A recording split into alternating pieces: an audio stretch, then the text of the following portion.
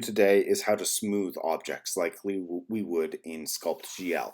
And this is actually pretty easy because we have a dedicated smooth tool in our sculpting tools. So right now I am set in sculpt mode. I've clicked on smooth, and what smooth is going to allow me to do is it's going to allow me to smooth objects over. Now you'll notice that when I circle on top of this object, I have a little red dot floating in the middle of nowhere.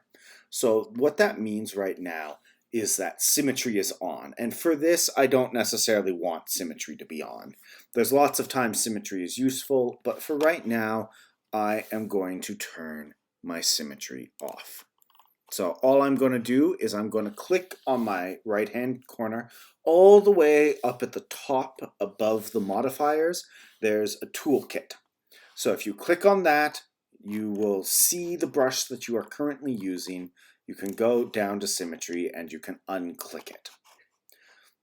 So now I'm going to be able to smooth objects over. And I can just zoom in and smooth it out so it looks like it's a full object. Now, right now, what this is doing is this is just taking the vertices that already exist and it's smoothing them over. We also have another option which is called DyneTopo, which is short for dynamic topology. When we turn DyneTopo on, what it actually does is it is going to, there we go, constant detail. What it's going to do is it is actually going to create some new topography.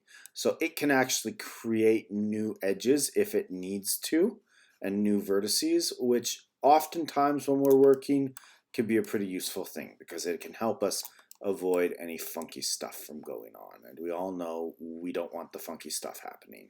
We want things to work in a nice, predictable, and more importantly, good-looking way.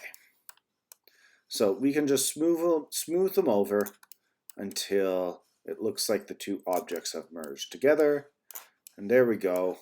Not entirely intentional, but we have an approximation of a hydrogen molecule now.